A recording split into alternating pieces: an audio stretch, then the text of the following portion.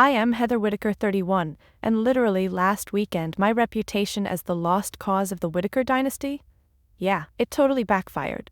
The silence I'd worked so hard to maintain, the peace I'd chosen over proving myself, it blew up into a full-on family meltdown at my sister's wedding, and guess who lit the match? My father, Dr. Gerald Whitaker himself, standing there in his stiff tux raising a toast about family legacy, and the children who followed the noble path of medicine. He looked straight at me with that same smirk he's worn since the day I told him I was studying business and not biology. Then came the words, "You made your choice, Heather. Don't expect to be part of this one." And when I stood up, napkin still in my lap, and calmly said, "That's fine. I brought my own legacy," the room went dead silent. "You just humiliated Phoebe," my mother hissed, clutching her pearls like I'd thrown a chair. All eyes on me again. But here's the tea. Their rejection didn't break me. It lit a spark. I'm not just pushing back, I'm about to flip the script and change everything.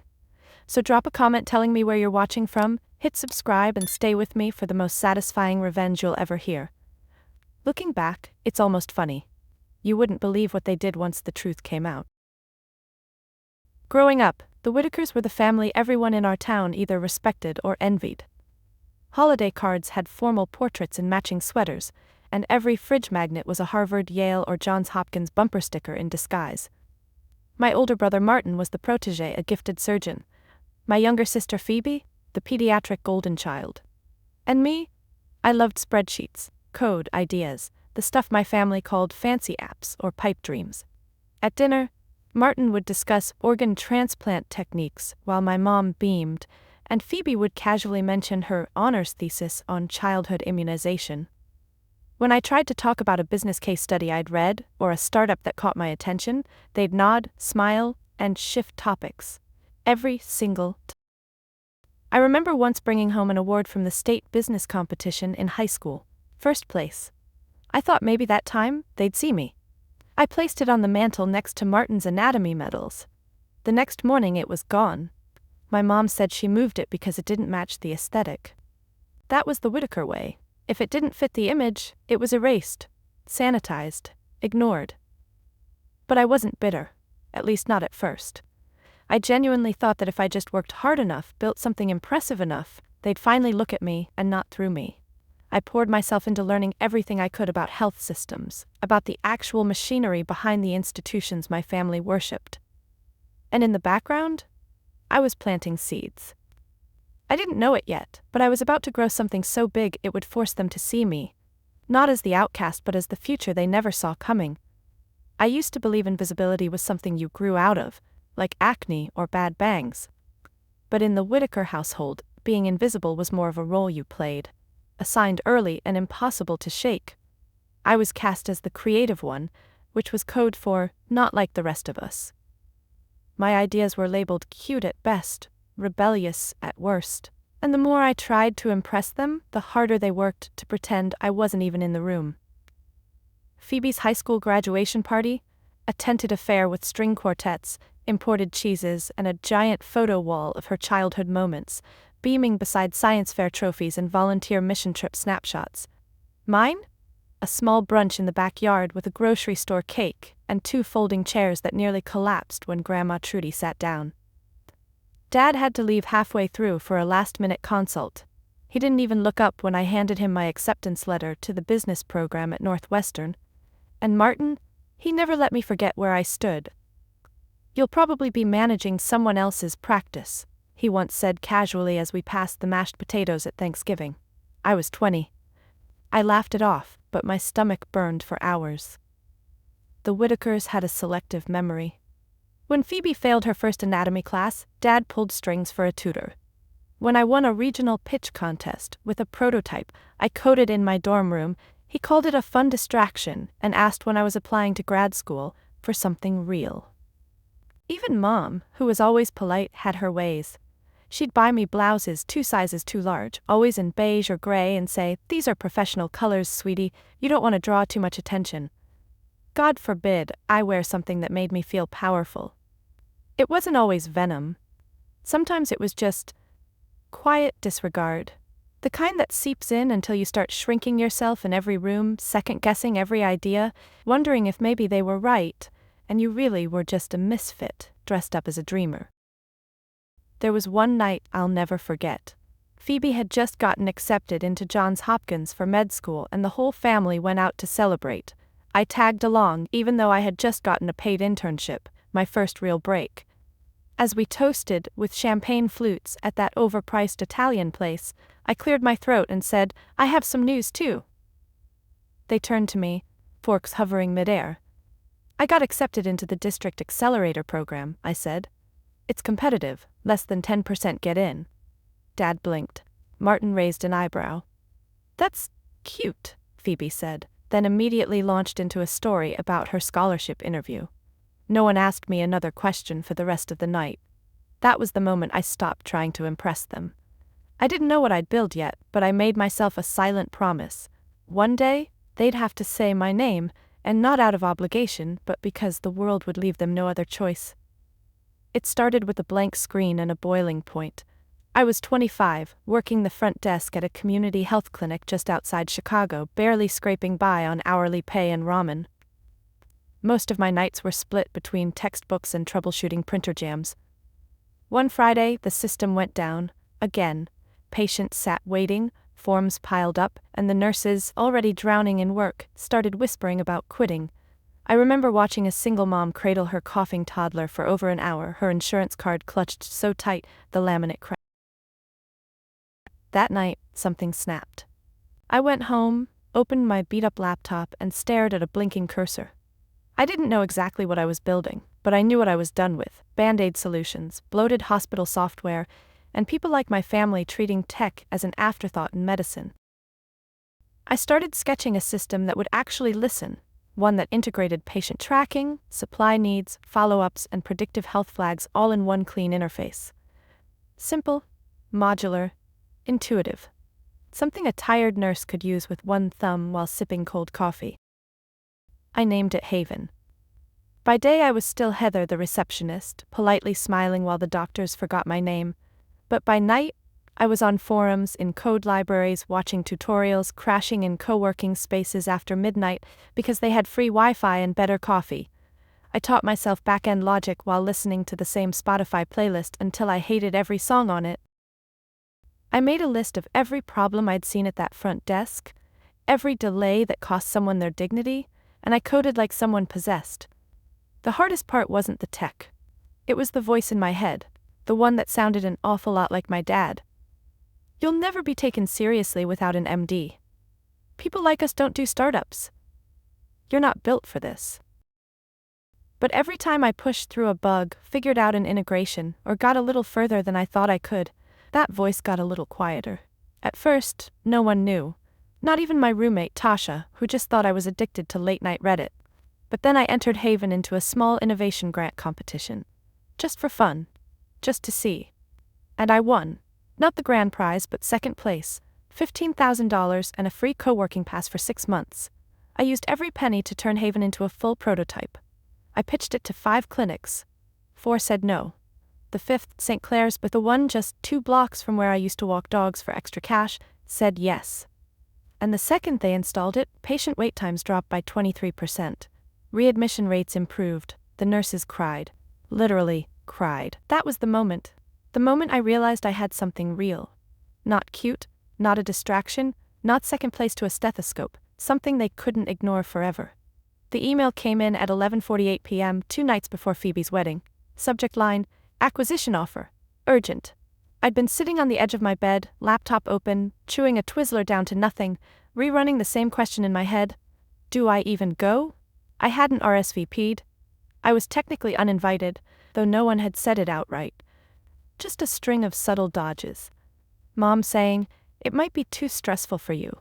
Martin acting like he forgot to mention the date, and Phoebe pretending her guest list was super tight.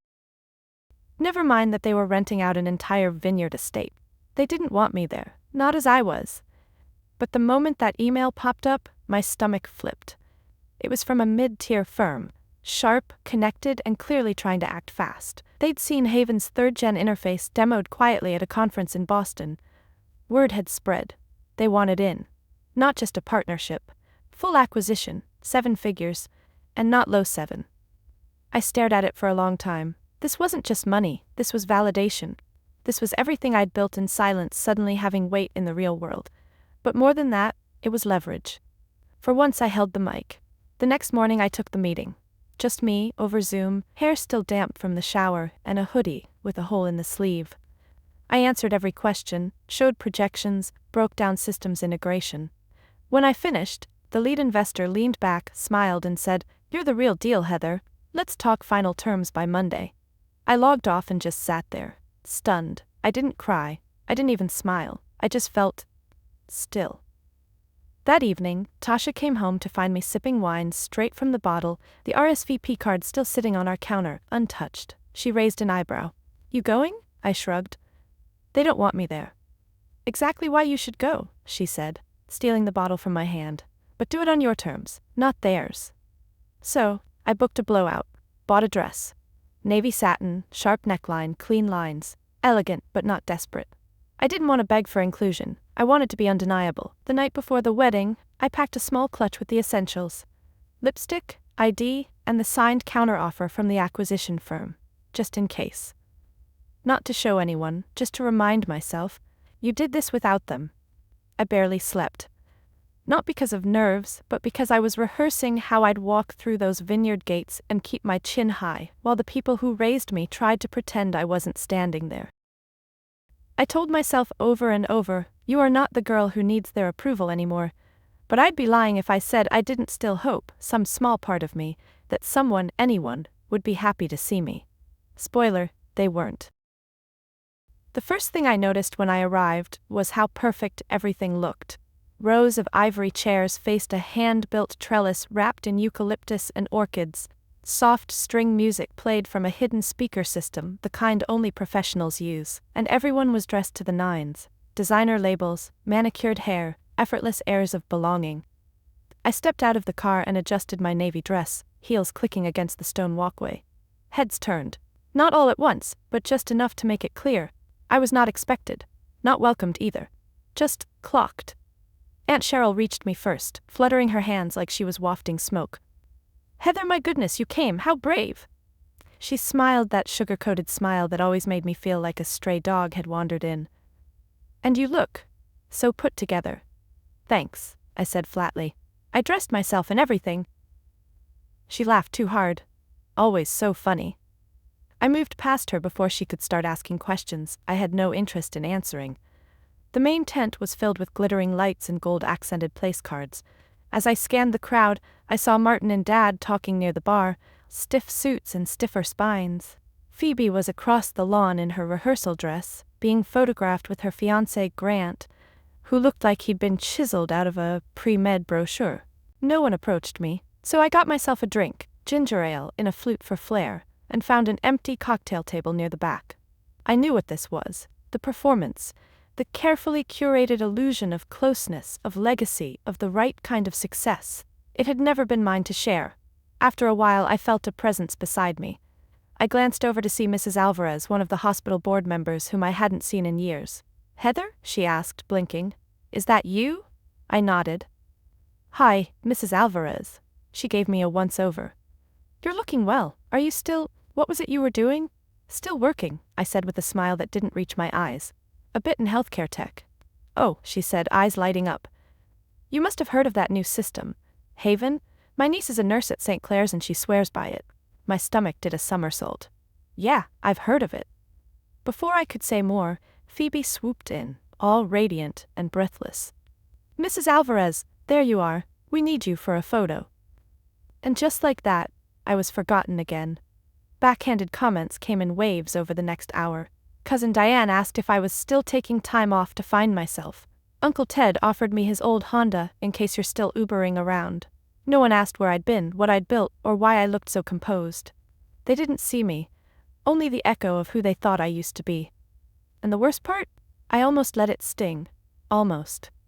Dinner was served under the main tent, where long farmhouse tables were dressed with candles and tiny name cards in gold script.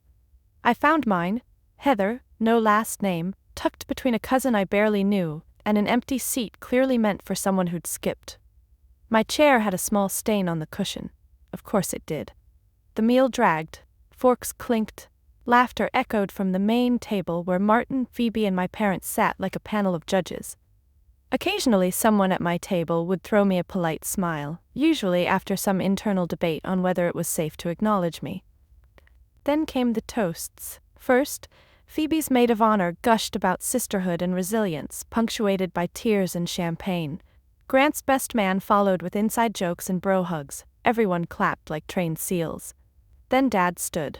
I tensed. I hadn't expected him to speak. I should have known better. He raised his glass and smiled that politician's smile he always wore in photo ops. Tonight we celebrate not just a wedding, but a continuation of the Whitaker legacy, our family's long-standing commitment to medicine, service, and excellence. He gestured toward Phoebe and Martin. My children have followed in the footsteps of generations. Martin with his groundbreaking work in trauma surgery, and Phoebe beginning her journey in pediatric oncology. We couldn't be prouder. The applause was immediate. And then he paused.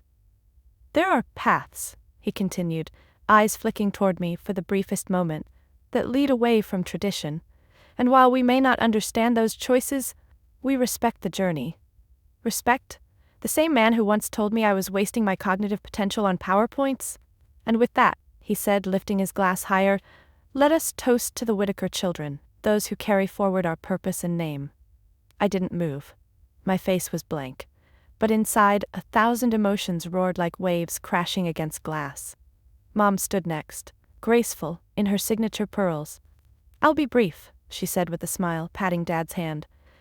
Phoebe, darling, you've always been our star, but stars need space to shine, and sometimes clearing out the sky is necessary.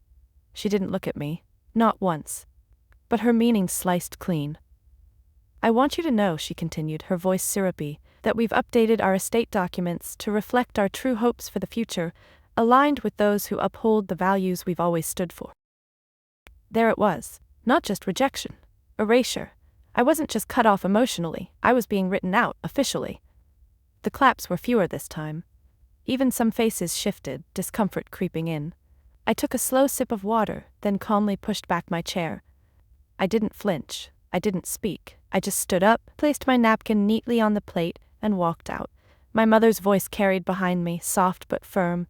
Some people just don't know how to be part of a family. I kept walking. Because they were right about one thing. I didn't belong there. Not anymore.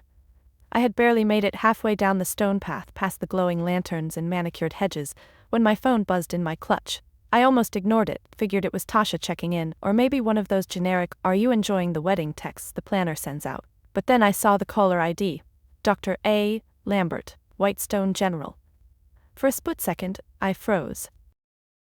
Dr. A. Lambert was the newly appointed chief medical officer at one of the largest private hospitals in the state, where, coincidentally, both Martin and my father held privileges.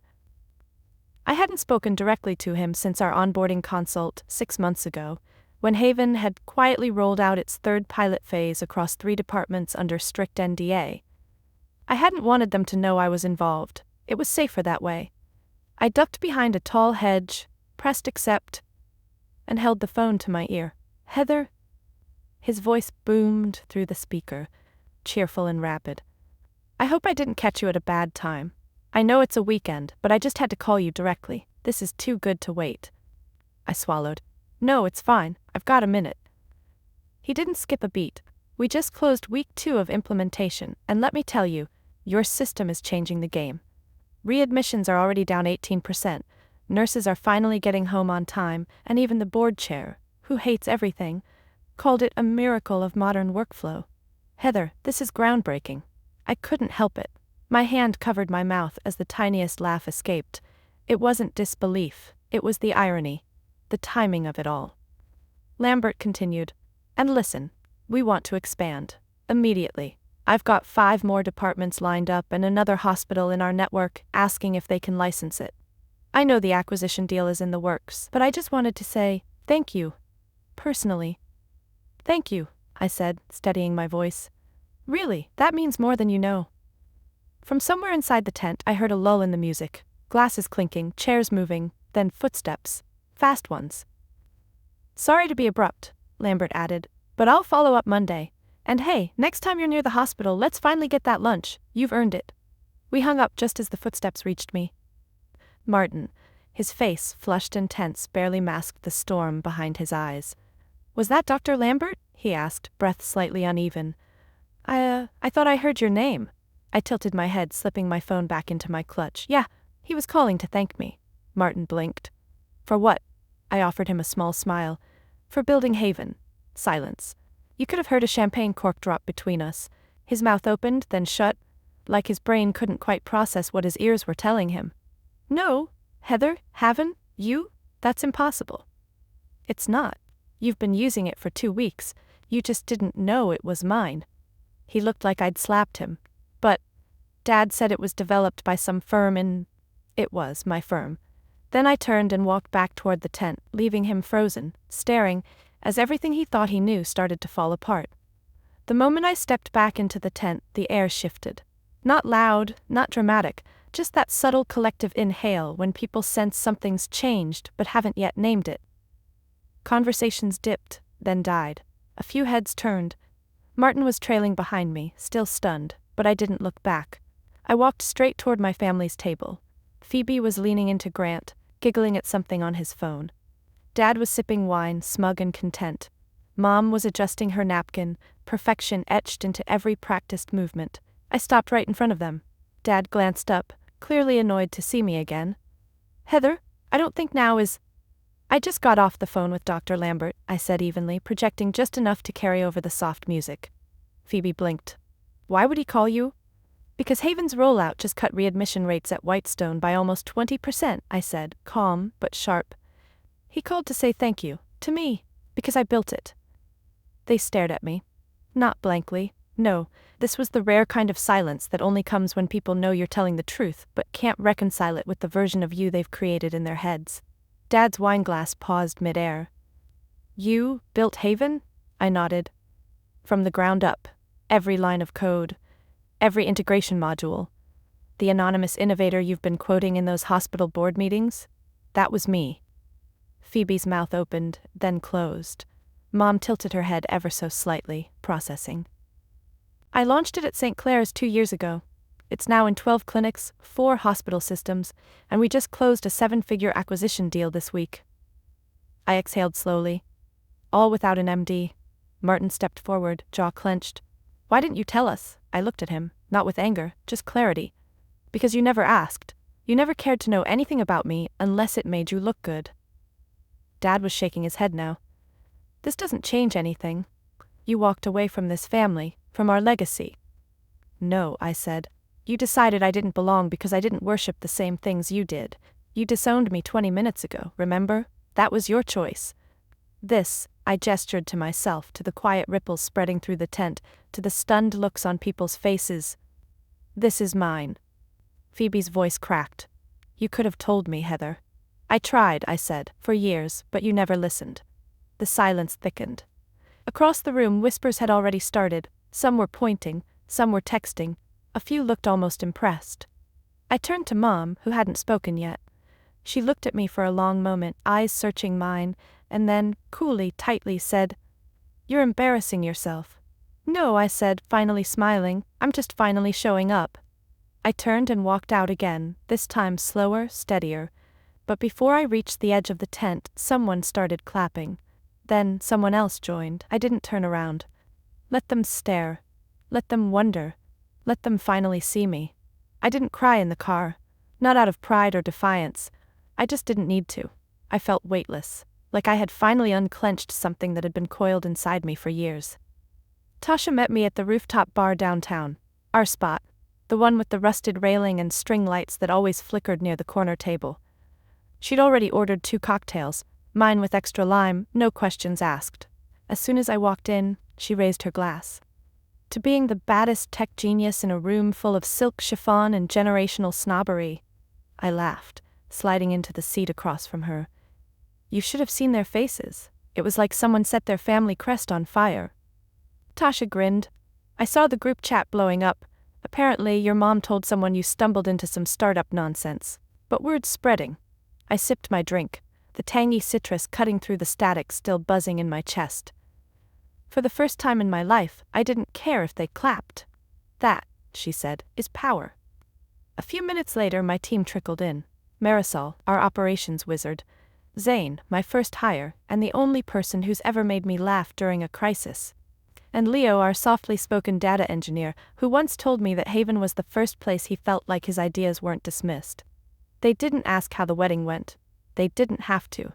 Instead, Marisol tossed me a velvet pouch with a grin. Inside was a sleek, engraved nameplate, Heather Whitaker, CEO, founder, disruptor. I actually did tear up then, not dramatically, just a little. The kind that sneaks up on you when you realize you're seen. Fully. Finally, without having to shout, Zane raised his glass. You built something real. They tried to keep you out, and you built the damn building next door. We toasted, and for a moment the past just melted. This was my family. Not the ones who shared my blood, but the ones who saw me when I was just a tired girl with a busted laptop and a dream so big it made people uncomfortable. And sitting there, surrounded by laughter and clinking glasses, and a team that would follow me into any fire, I realized something that surprised me. I didn't want revenge. I wanted peace.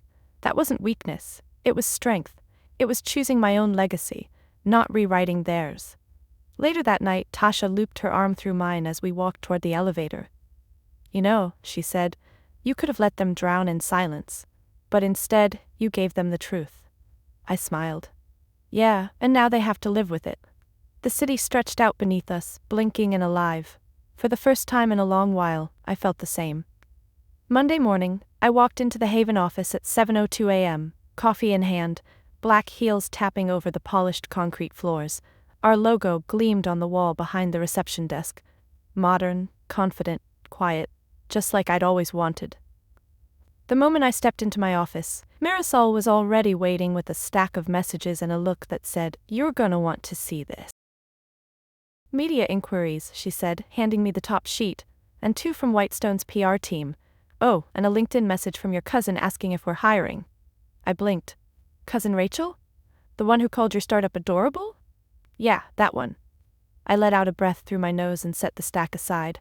Any word from my parents? She hesitated. Your mom emailed the general inbox, said she'd love to connect privately when you have a moment. No apology, just vibes. I nodded slowly. Delete it. Marisol didn't flinch. Done. I wasn't angry, just clear. Something had shifted inside me at that wedding, and I had no intention of letting it slide back. Over the next few days, the ripple effects kept coming. My father left a voicemail I never returned. Martin sent a text that simply said, "We should talk." Phoebe tagged me in an old throwback photo on Instagram with no caption, like a digital olive branch. But I wasn't interested in symbols. I was interested in actions. So I wrote a letter, short, direct, and firm, and mailed it to my parents' home. Not out of cruelty, but closure. I told them that I wasn't shutting the door out of spite, but because I needed to preserve what I'd built, that I'd spent too long trying to earn a seat at a table designed to exclude me, and that if they ever wanted a relationship again, it would start with accountability, not conditions. No response came, and that was okay. Instead, I poured myself into work. I led expansion meetings with partners who respected my vision. I sat across from young founders asking for advice I once begged anyone to give me. I hosted internal town halls where team members shared how Haven had made their work feel human again. And I showed up fully, finally, without a voice in my head whispering, I didn't belong. Boundaries weren't just silence or distance. They were structure. They were how I told myself, you matter. Your time matters. Your peace matters. Tasha, ever the enforcer of my better instincts, made a rule: no Whitaker drama after 8 p.m. You built a world, she said one night, handing me a mocktail. Don't let the old one sneak in through the vents. She was right. For years I'd tried to walk a tightrope between proving myself and protecting myself. Now, I'd landed, feet on solid ground, head high. I wasn't part of the Whitaker mold. I was my own blueprint. 3 months after the wedding, I stood behind a podium at the Founders and Futures Summit in San Francisco, spotlight cutting a soft glow across the ballroom. The room was packed. Investors, healthcare leaders, rising entrepreneurs, all there to talk about the future of care and innovation. And I was the keynote. Funny how things come full circle. As I took a breath and scanned the crowd, I saw a dozen faces I didn't know, and maybe 3 that had once ghosted my emails. I wasn't nervous, not anymore. I was home in my own voice. I used to think legacy was something you inherited, I began. Turns out, sometimes you have to build it yourself. I told them about the front desk at the clinic, the late nights, the grant that gave me just enough rope to climb out of the dark. I told them about Haven, but not as a product, as a belief. That care should be human. That tech should listen. That we don't have to choose between efficiency and empathy. But I didn't mention my family, not once, because this wasn't about them anymore. Afterward, I stepped off the stage and was met by a small group of students. Young women, mostly, wide-eyed, notebooks in hand. "How did you know you could do it?" one of them asked. I smiled. I didn't, I just knew I couldn't wait for anyone else to give me permission. That stuck with me for days. Later that month, I used part of the acquisition windfall to launch the Ashby Initiative, named after my maternal grandmother, the only one in the Whitaker family who ever encouraged my curiosity. It's a fund and mentorship program for women in underserved communities who want to break into health tech, regardless of their background, or whether their families believe in them. Our first cohort was 12 women strong.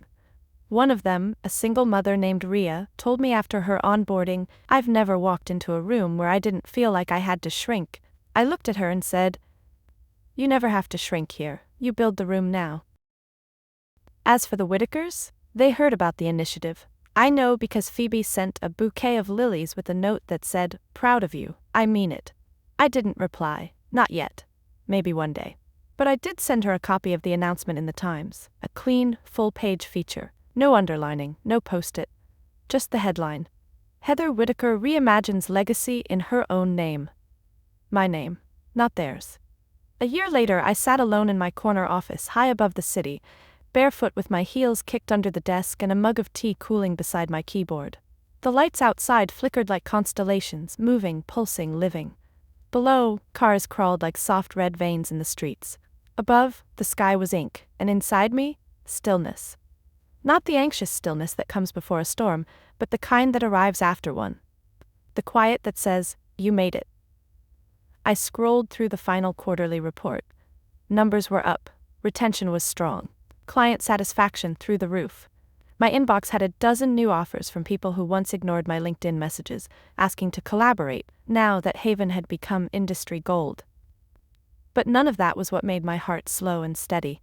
It was a message from Ruh, the single mom in our first Ashby Initiative cohort. She'd just secured her first angel investment, built a prototype, landed a meeting with the same accelerator that once gave me my shot. Her email simply read, "Because you held the door open, I walked through." I closed the laptop and leaned back, letting those words settle. For so long, I'd been chasing approval that never came. I thought if I achieved enough, built enough, proved enough, they'd finally let me sit at their table. But that table was built for control, not connection, and I didn't need it. I had built my own table. One where no one had to beg for a seat. One where voices like mine didn't get shushed, edited, or erased. I thought back to that stained chair at Phoebe's wedding. I smiled. These days I design the chairs. I didn't win by changing their minds. I won by changing my own, by refusing to shrink, by redefining success in the quiet language of peace, purpose, and belonging. Outside, the city shimmered. Inside, I exhaled. I was no longer the daughter who didn't belong, no longer the girl too loud, too ambitious, too inconvenient. I was Heather Whitaker, and I had nothing left to prove. Have you ever felt like the people closest to you just didn't see you? Like no matter how hard you worked, no matter how much you achieved, they'd always find a way to dim your light. Just enough to keep their version of the story intact. I used to think that if I worked harder, stayed quieter, or earned just one more accolade, I'd finally be enough for them. But here's what I've learned. The right people don't need to be convinced. They just see you. Fully. Without conditions. If you've ever been the black sheep, the overlooked sibling, the so-called disappointment because you dared to walk a different path, I want you to know you're not alone, and you're not wrong for wanting more, for choosing yourself. Drop a comment and tell me, have you ever had to rebuild after being rejected by your own family? What did that moment of freedom look like for you? Let's make this a space for the ones who got counted out, but kept going anyway. If my journey resonated with you, please like, subscribe, and share it with someone who needs to hear that it's okay to define success on their own terms. You don't owe anyone conformity. You don't need to dull your shine to make others comfortable. You're allowed to take up space, to choose peace, to walk away from people who only love the version of you they could control. And if you're still in the thick of it, still quietly building, still doubting, know this: you're not behind. You're just getting started. Thanks for listening.